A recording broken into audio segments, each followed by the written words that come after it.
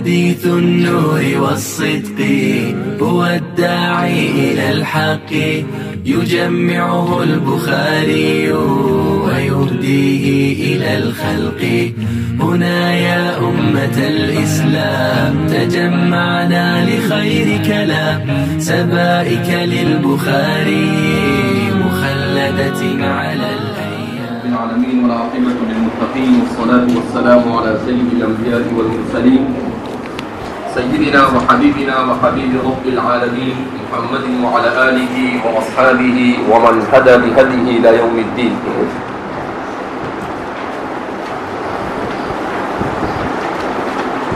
الجامع الصحیح للامام البخاری، یہ کتاب فن حدیث کی ایک اہم ترین کتاب ہے، لہذا سب سے پہلے اس کتاب کو شروع کرنے سے پہلے ہم امام بخاری کے احوال سے واقف ہوتے ہیں، ان کے حالات پر ایک نظر ڈالتے ہیں، پھر اس کے بعد الجامع الصحیح للامام البخاری کتاب کیا ہے اور کتاب میں مصنف کا اسلوب اور مصنف کا نہج کیا ہے، اس پر کلام کیا جائے گا، اور اسی کے ضمن میں علم حدیث سے متعلق چند ضروری مباحث کو ذکر کیا جائے گا، اور اس کے بعد کتاب کو انشاءاللہ شروع کیا جائے گا۔ تو سب سے پہلے صاحب کتاب امام بخاری، امام بخاری انہیں امام الدنیا فی الحدیث اور امیر المؤمنین فی الحدیث کہا جاتا ہے۔ بعض لوگ انہیں امام الدنیا فی الحدیث اور بعض لوگ ان کو امیر المؤمنین فی الحدیث کہتے ہیں۔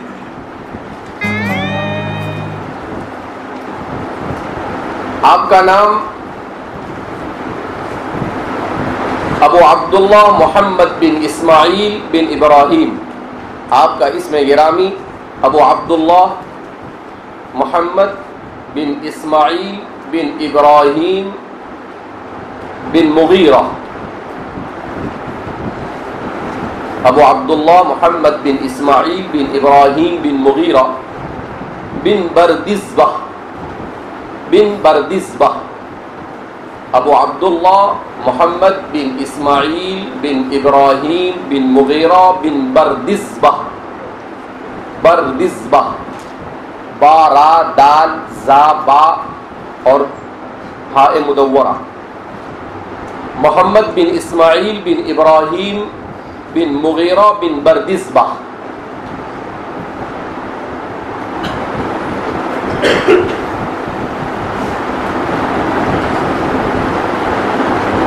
امام بخاری کے جو پردادا ہے بردزبہ، یہ مجوسی، اسی لیے فارسی زبان میں ان کا نام بردزبہ، جس کے معنی آتے ہیں فلاح اور کسان کے۔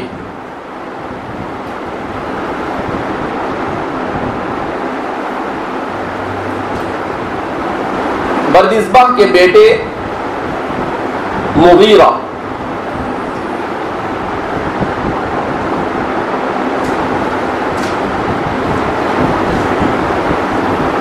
یہ یمان البخاری الجعفی،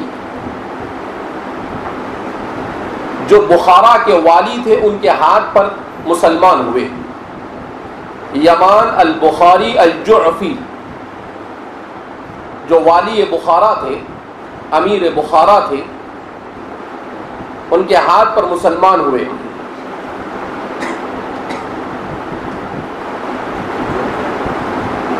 یمان جن کے ہاتھ پر یہ مسلمان ہوئے، ان کا نام ہے عبداللہ بن محمد۔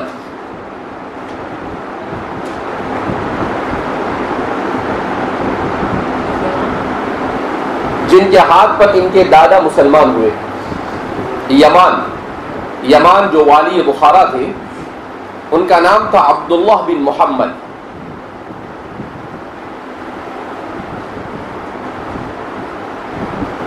ان کا تعلق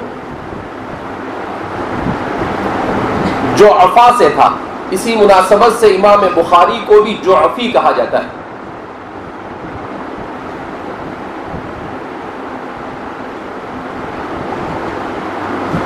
اسلام کے ابتدائی دور میں موالات دو قسم کا ہوا کرتا تھا، ایک تو کوئی کسی غلام کو آزاد کر دیتا، اس سے ولا قائم ہوتا تھا، اور ایک ولا کا طریقہ یہ ہوتا تھا کہ اگر وہ اسلام اس کسی کے ہاتھ پر اسلام قبول کر لیتا تھا تو اس سے بھی ولا ثابت ہو جاتا تھا۔ تو اسی مناسبت سے انہوں نے ان کے ہاتھ پر اسلام قبول کیا تھا۔ حضرت امام محمد بن اسماعیل البخاری یعنی ان کے والد کے دادا مغیرہ نے اسی مناسبت سے ان کو ولاء اسلام کی وجہ سے جعفی کہا جاتا ہے۔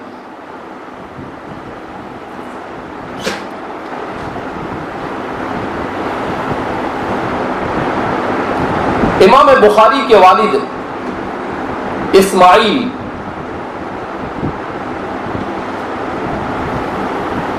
یہ امام مالک کے تلامذہ اور ان کے ساتھیوں میں سے تھے۔ اپنے زمانے کے بخارا کے کبار علماء میں ان کا شمار ہوتا تھا۔ امام بخاری کا حلیہ کچھ اس طرح سے بیان کیا جاتا ہے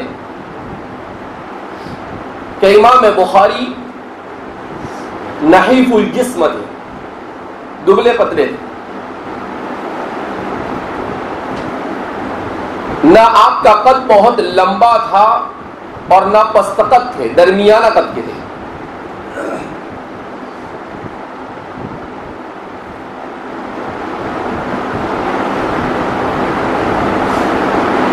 آپ کے والد کا تعلق ایک متمول خاندان سے تھا،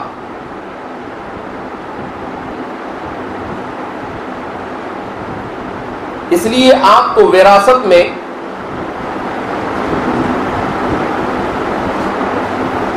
بڑی مقدار میں مال و دولت حاصل ہوا۔ امام بخاری کی ولادت باسعادت تھی۔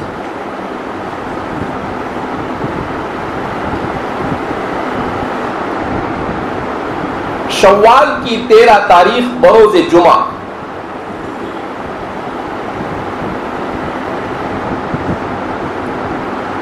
سن ہجری 194 میں آپ کی ولادت ہوئی۔ شوال کی 13 تاریخ بروز جمعہ سن ہجری 194 میں آپ کی ولادت ہوئی۔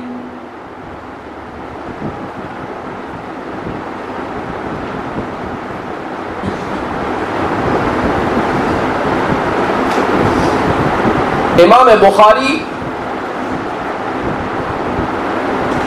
کے سن وفات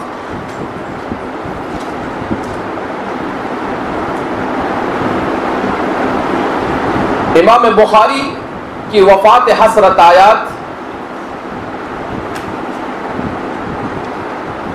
یوم السبت کی رات میں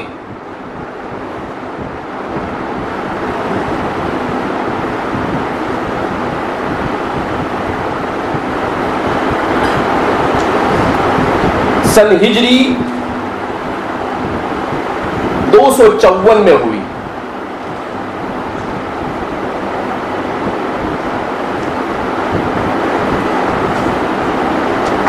اور بعض حضرات نے کہا سن ہجری 256 میں ہوئی۔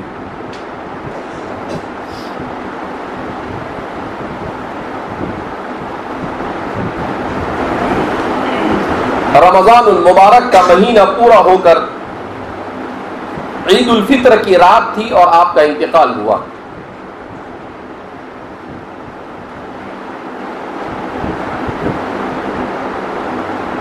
اور عید کے دن نماز ظہر کے بعد آپ کی تدفین عمل میں آئی۔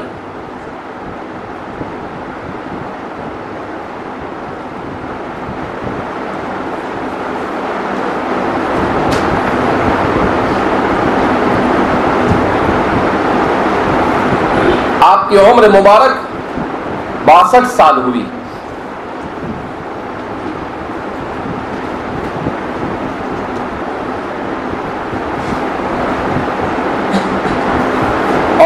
آپ کی تدفین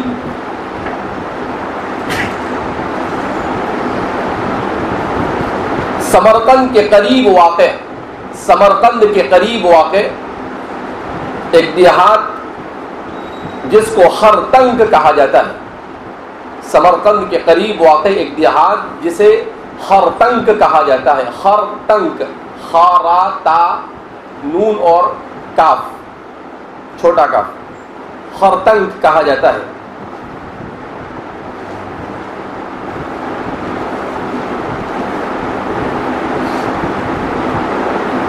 آپ کی نرینہ کوئی اولاد نہیں.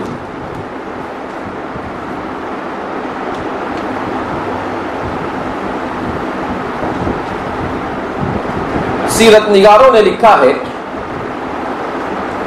کہ جب آپ کے جسد مبارک کو قبر میں رکھا گیا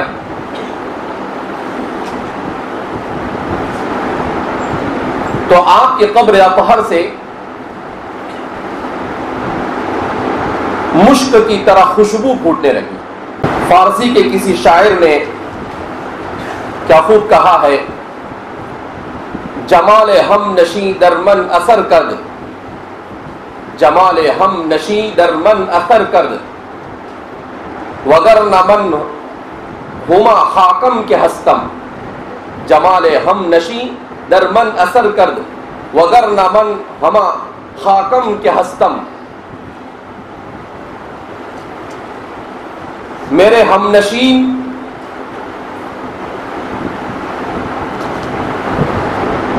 کے جمال نے اور اس کی خوبصورتی نے مجھ میں اپنا اثر دکھایا، ورنہ میں سوائے مٹی کے اور کچھ نہیں.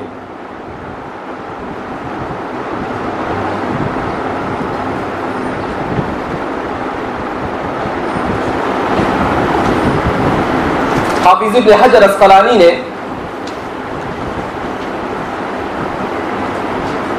فتح الباری میں لکھا ہے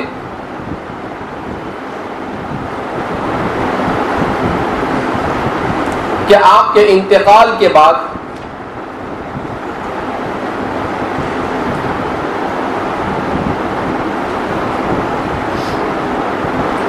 عبد الواحد ابن آدم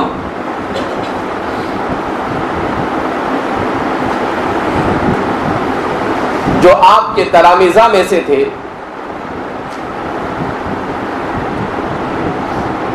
انہوں نے خواب دیکھا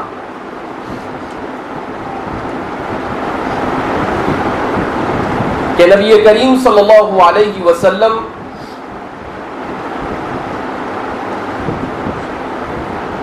صحابہ کی بڑی جماعت کو لے کر کھڑے ہیں.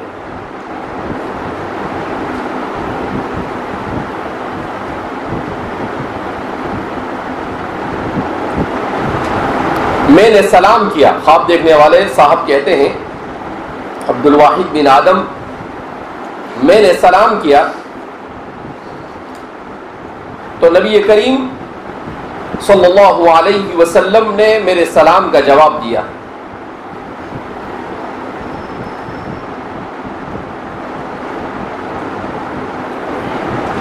پھر میں نے دریافت کیا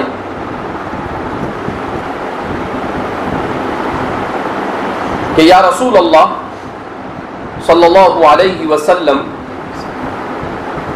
آپ یہاں کھڑے کس کا انتظار کر رہے ہو؟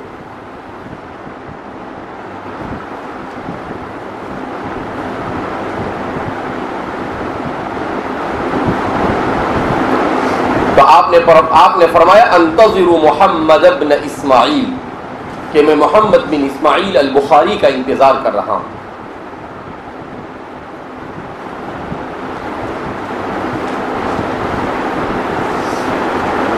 حالانکہ عبد الواحد ابن آدم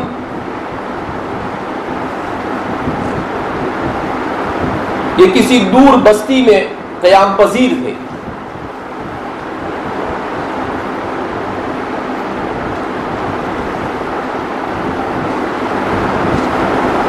اٹھنے کے بعد جب انہوں نے تحقیق کی تو پتہ چلا کہ جس وقت خواب دیکھا اسی وقت آپ کی روح قفص عنصری سے نکل کر دار باقی کی طرف رحلت کر گئی. جس وقت آپ نے خواب دیکھا اسی وقت رات میں آپ کا انتقال ہوا تھا. انہوں نے رات میں خواب دیکھا.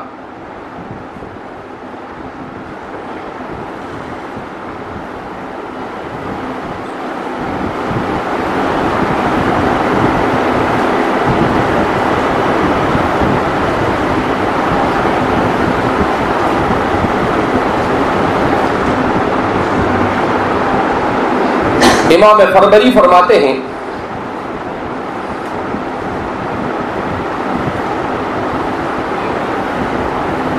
کہ میں نے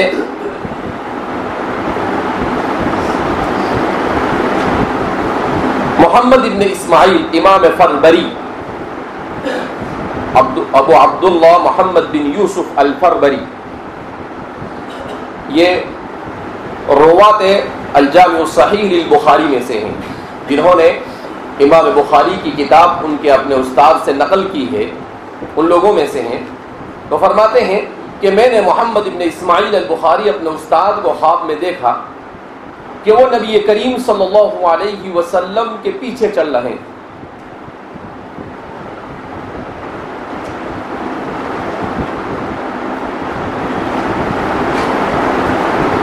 اور جہاں جہاں نبی کریم صلی اللہ علیہ وسلم کا قدم ہوتا ہے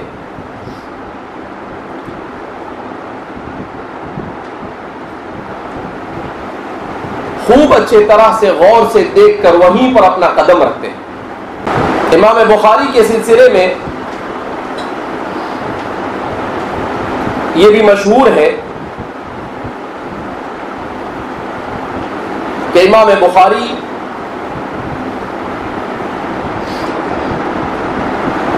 بہت صغیر السن تھے، چھوٹے سے تھے. ان کے والد کا انتقال ہو چکا تھا.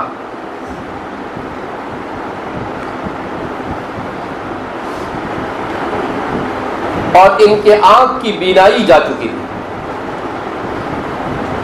بچپن میں آنکھوں سے نظر نہیں آتا. تو ان کی والدہ کو بڑی فکر لاحق ہوئی.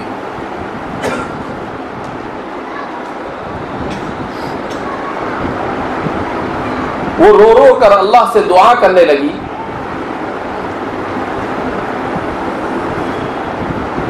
کہ اللہ میرے بیٹے محمد کی بینائی کو لوٹا دے.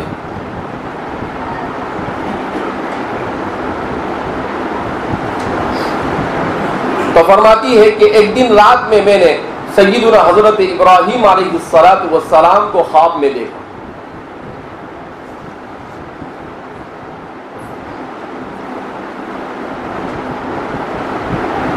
وہ مجھ سے کہہ رہے ہیں کہ اے ام محمد جا تو خوش ہو جا، تیرے بیٹے کی بینائی لوٹ چکی ہے.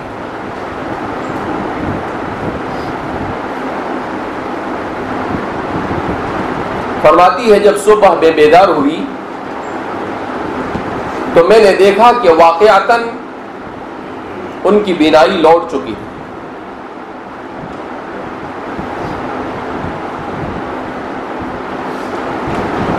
تبھی سے انہیں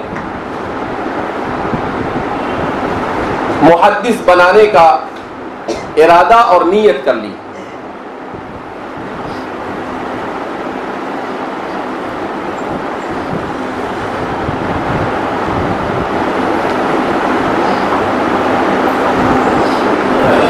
اور پھر بہت کم عمر میں 10 سال سے بھی کم عمر میں آپ نے قرآن کریم کا حفظ مکمل کیا.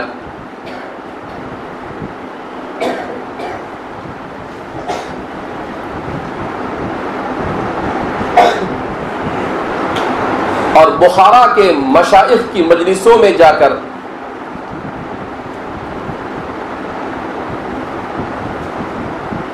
علم حدیث کے تحصیل میں لگ گئے.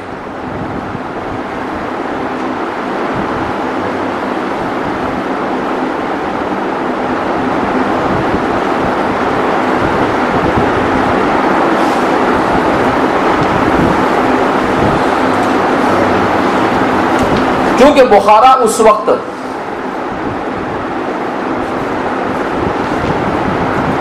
علوم اسلامیہ کا مرکز تھا.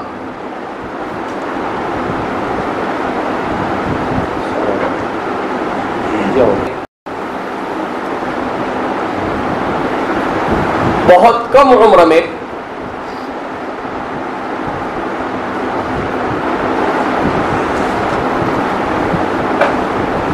دسیوں ہزار حدیثیں یاد کر لی. اس کے بعد امام بخاری طلب حدیث کے لیے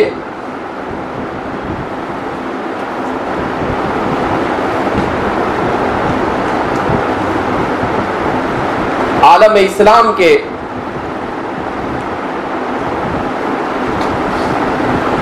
مشہور علمی مراکز کا رخ کرتے ہیں.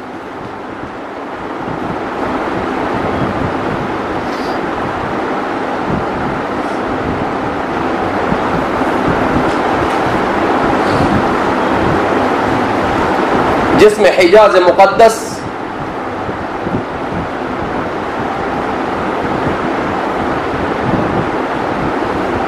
خاص طور پر مکہ مکرمہ اور مدینہ منورہ،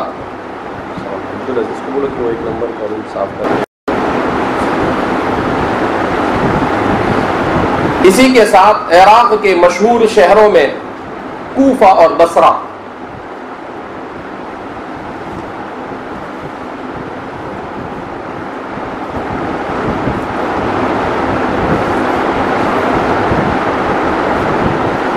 ملک شام کے مشہور شہر دمشق،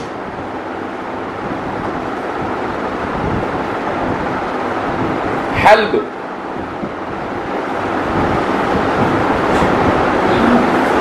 اور بیت المقدس،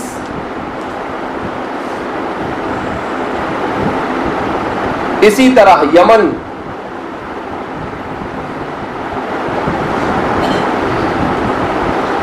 غزے کے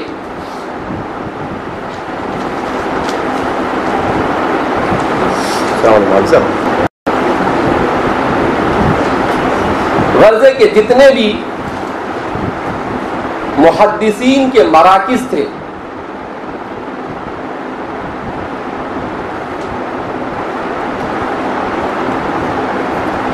ان تمام علاقوں کا آپ نے سفر کیا.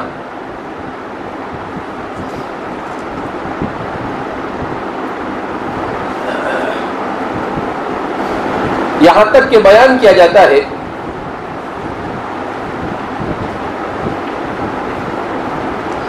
کہ آپ کے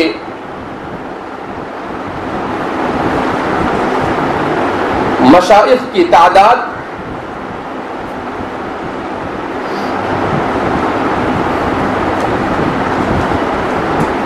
1000 سے زائد ہے.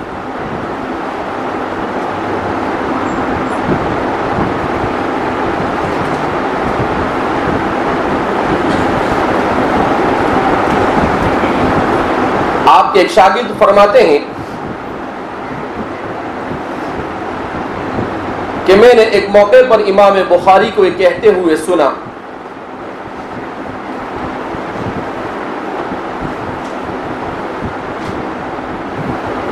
كتبت عن 1000 شيخ من العلماء وزيادة كتبت عن 1000 شيخ من العلماء وزيادة کہ میں نے 1000 سے زائد علماء سے احادیث کو لکھا.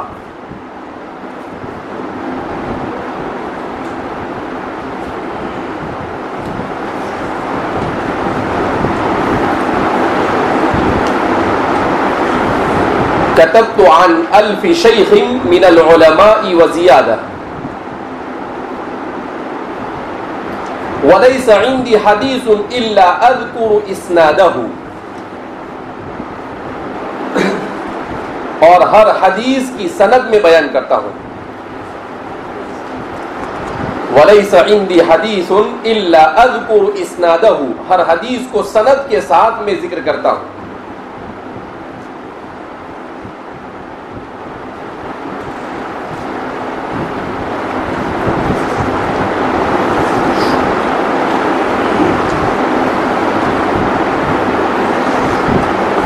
آپ کے مشائخ میں سب سے زیادہ مشہور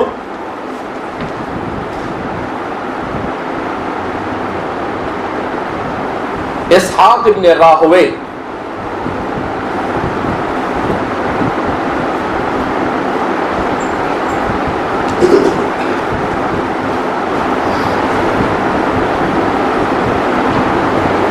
اسی طرح مکہ مکرمہ کے مشائخ میں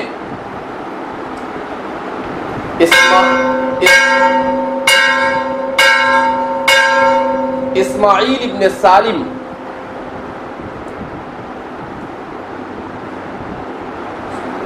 اسماعیل ابن سالم الصائغ، الصائغ صاد سے، الصائغ غین، صاد الف حمزہ اور غین، الصائغ، اور ابو بکر عبداللہ بن زبیر الحمیدی، حدثنا الحمیدی جن کی پہلی روایت ہے، ابو بکر عبداللہ بن الزبیر الحمیدی، ابو بکر عبداللہ بن زبیر الحمیدی،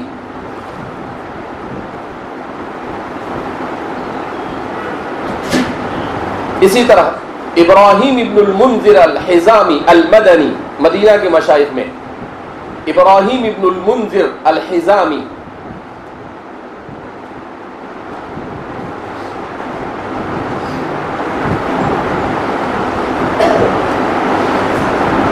ابراہیم ابن المنذر الحزامی، ملک شام کے مشائخ میں محمد بن یوسف الفریابی، محمد بن یوسف الفریابی،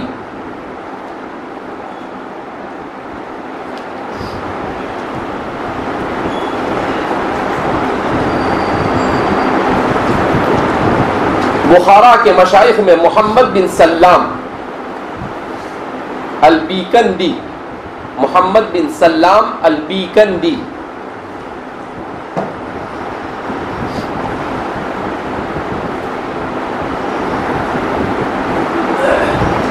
محمد بن سلام البیکندی، با یا کاف نون دال یا، البیکندی، مشائخ مرو میں علی بن حسن بن شقیق، علی بن حسن بن شقیق،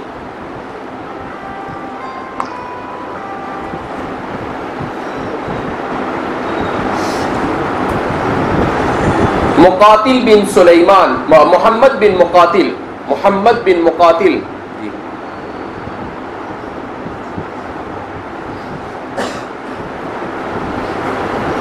محمد بن مقاتل، بلخ کے مشائخ میں مکی ابن ابراہیم الحنفی،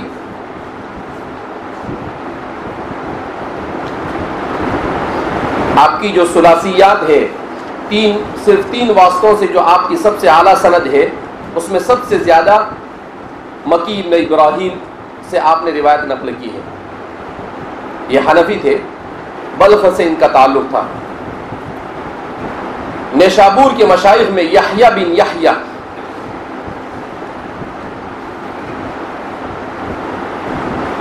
اور اسحاق ابن راہوے کا تعلق بھی نیشابور سے تھا.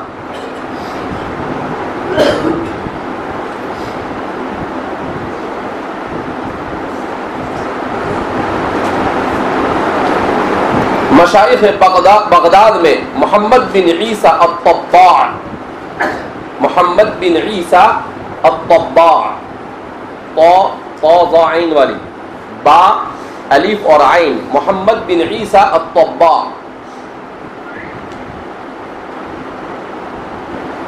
سریج بن نعمان، امام احمد بن حنبل، یہ آپ کے مشائخ اور اساتذہ میں سے.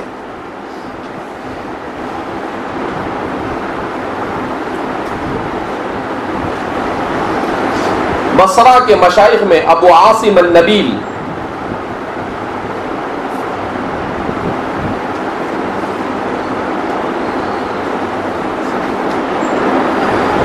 ابو الولید الطیالسی،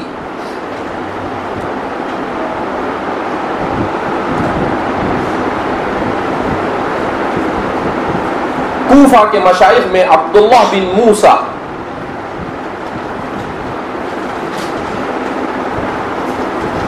ابو نعیم،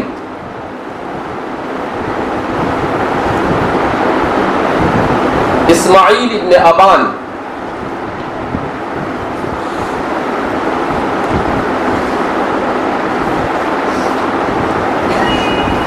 مصر کے مشائخ میں عثمان بن صالح،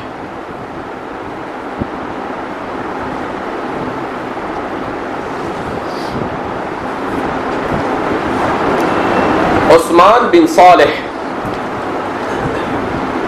وغیرہ. یہ آپ کے مشائخ میں سے چند مشاہیر کے نام لیے گئے، ورنہ جیسا کہ بتایا گیا کہ امام بخاری خود فرماتے ہیں کہ میرے اساتذہ کی تعداد تقریباً 1000 سے متجاوز ہے. 1000 سے زیادہ مشائخ سے آپ نے علم حاصل کیا. اور جیسا کہ میں نے اس سے قبل آپ کے سامنے بیان کیا کہ امام بخاری ٹرین میں یا پلین میں یا گاڑی میں نہیں گئے، مشیم بالاقدامی، پورے عالم اسلام کا سفر آپ نے پیدل کیا. کبھی 1000 کلومیٹر کا سفر ہوتا تھا، کبھی 2000 کلومیٹر کا سفر ہوتا تھا، کبھی 3000 کلومیٹر کا سفر ہوتا تھا. امام بخاری کی اس کتاب کو جو مقبولیت ملی ہے وہ ایسے ہی نہیں ملی ہے. آپ اندازہ لگا سکتے ہیں کہ 1000 مشائخ سے ملنے کے لیے آپ کہاں کہاں کی چھان آپ نے پیدل جا کر سفر کر کر کیسے کیسے ان لوگوں تک پہنچے ہوں گے. اس لیے کہ آپ 3ری صدی کے اوائل کے مشائخ میں سے ہیں امام بخاری، جس زمانے میں کوئی نہ گھوڑا گاڑی ہوتی تھی نہ بیل گاڑی ہوتی تھی، تو گاڑی وغیرہ تو بہت دور کی بات. ابھی ایک سعودی عالم ہے، انہوں نے ایک کتاب لکھی ہے اطلس رحلات المحدثین، محدثین کے رحلات کا اطلس. اس میں انہوں نے یہ کیا ہے کہ امام بخاری یہ بخارا سے چلے تو نیساپور گئے. آج وہ نیساپور کہاں ہے اور بخارا اور نیساپور کے درمیان کتنا فاصلہ ہے؟ وہ کوفہ گئے تو بخارا سے کوفہ کے درمیان کتنا فاصلہ ہے؟ نقشے کے ذریعے سے انہوں نے پورے محدثین کے رحلات کو سمجھایا. وہ شام گئے تو بخارا سے شام کی مسافت کتنی ہے، بخارا سے مکہ کی مسافت کتنی ہے، وہ پورا انہوں نے کیا کیا ہے، جمع کیا ہے. میں یہاں لگا ہوا ہے تو کل میں لا کر انشاءاللہ آپ کو کیا کروں گا، بتلاؤں گا کہ امام بخاری نے ایک اندازے کے مطابق یہ جو سفر کیے، ان سفروں کا کلومیٹر کتنا ہوتا ہے. اور آج ہم بڑی عافیت کے ساتھ علم حاصل کر رہے ہیں. ان کے زمانے میں نہ گاڑی تھی، نہ لائٹ تھی، نہ پنکھا تھا. ایک امام بخاری، ایک طرف تو اللہ رب العزت نے بچپن میں ان کی بینائی لے لی، پھر ان کے والدہ کی دعا کی برکت سے ان کو بینائی واپس ملی، اور جب واپس ملی تو ایسی ملی کہ آپ نے اپنی ایک کتاب صرف چاند کی روشنی میں لکھی. کس کی روشنی میں لکھی؟ چاند کی روشنی. جب چاند نکلتا تھا تو آپ اس میں بیٹھ کر کتاب لکھتے تھے. اسی لیے بارہا کہا جاتا ہے الدعاء مخ العبادہ، یہ سب ان کی والدہ کی دعا کی برکت، خود ان کی جد و جہد اور محنت کی برکت. اس لیے ہمیں اس پہلو سے ہم علماء اس وقت بہت غافل ہیں. نہ کھانے سے پہلے دعا پڑھتے ہیں، نہ کھانے کے بعد، نہ سوتے وقت، نہ سونے کے بعد. ہماری زندگی میں کوئی چیز رہی نہیں. مدرسے کا اتنا اچھا ماحول ہے، ہمارے یہاں سلام کا بھی رواج ہے. تو اس لیے یہ ساری چیزیں ہیں جو اللہ کی رحمت کو اپنی طرف متوجہ کرتی ہیں. تو اس لیے طلباء کو ان چیزوں کی طرف خاص توجہ دینے کی ضرورت ہے. یہ جتنے بھی کامیاب محدثین گزرے ہیں، مصنفین اور مؤلفین گزرے ہیں، ان سب کے سب کی زندگی میں سب سے اہم ترین چیز کیا ہوا کرتی تھی؟ دعا. نبی کریم صلی اللہ علیہ وسلم کی کامیاب زندگی کے پیچھے سب سے بڑا ہاتھ کس چیز کا تھا؟ دعا. خود نبی کریم صلی اللہ علیہ وسلم فرماتے ہیں تنام عینای ولا ینام قلبی، کہ میں جب سوتا ہوں تب بھی میرا قلب اور میرا دل اللہ کے ذکر میں مشغول ہوتا ہے۔ آپ صلی اللہ علیہ وسلم کی زندگی کا ایک لمحہ بھی ذکر اللہ کے بغیر ضائع نہیں ہوا، اور آج ہم ذکر سے بہت دور ہیں۔ اس لیے ذکر ہے، فکر ہے، دعا ہے، یہ چیزیں انتہائی ضروری ہے۔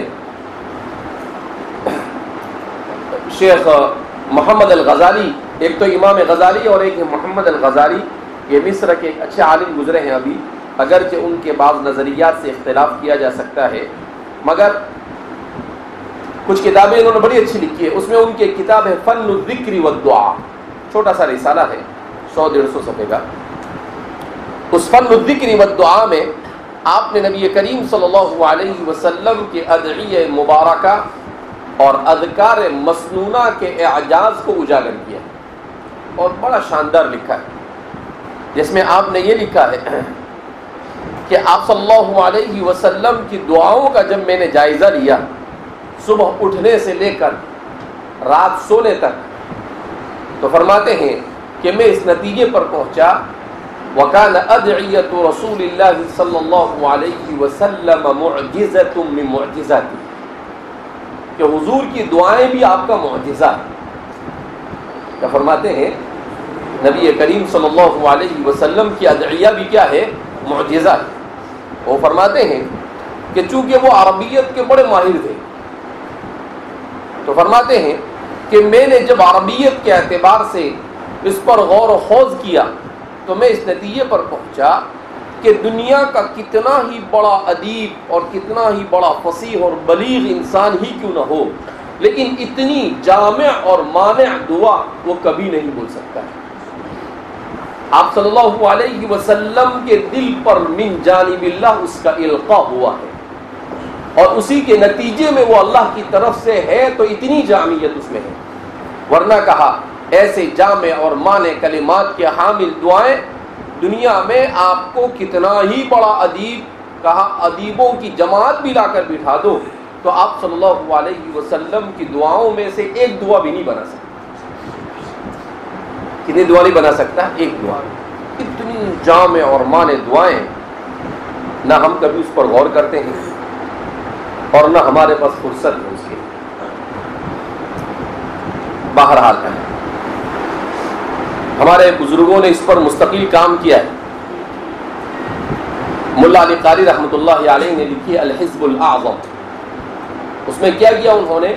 قرآن اور حدیث میں جتنی بھی دعائیں ہیں ان سب دعاؤں کو جمع کیا، اور جمع کرنے کے بعد اس کو 7 حصوں میں تقسیم کر دیا کہ آپ شروع کرو یوم السبت سے، اور جمعہ کے دن ایک ہفتے میں آپ صلی اللہ علیہ وسلم سے منقول اور قرآن میں منقول ساری دعاؤں کو اس کے الفاظ کے ساتھ اپنی زبان سے ادا کریں۔ اس کے مقدمے میں آپ نے لکھا ہے کہ اگر ہو سکے تو اس کتاب کا آدمی روزانہ ایک بار پڑھے، نہیں ہو سکے تو ہفتے میں ایک بار پڑھے، وہ بھی نہ ہو سکے تو مہینے میں ایک بار پڑھے، وہ بھی نہ ہو سکے تو سال میں ایک بار پڑھے، اور وہ بھی نہ ہو سکے تو زندگی میں ایک بار تو پڑھے۔ کے مقدمے میں انہوں نے لکھا ہے۔ تو اس لیے ہمارے بزرگوں کا معمول رہا الحزب الاعظم کو پڑھنے کا۔ اسی طریقے سے دلائل الخیرات، اسی طریقے سے حضرت تھانوی رحمۃ اللہ علیہ کی مناجات مقبول، آپ صلی اللہ علیہ وسلم سے منقول ادعیہ مأثورہ،